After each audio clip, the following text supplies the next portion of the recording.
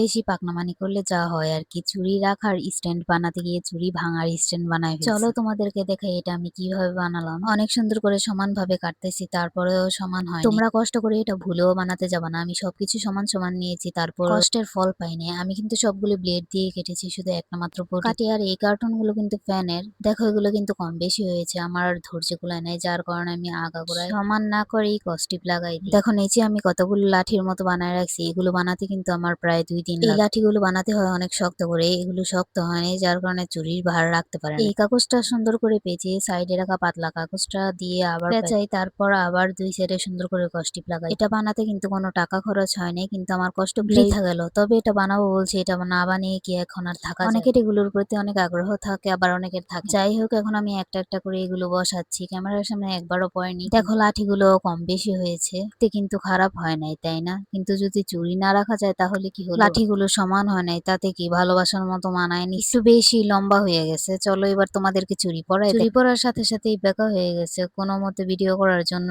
ঠিকঠাক রাখছি, একটু পরে ধসে পড়ে যাবে। সবাই ভালো থেকো, টাটা। আর কেউ এটা ট্রাই করতে যায়।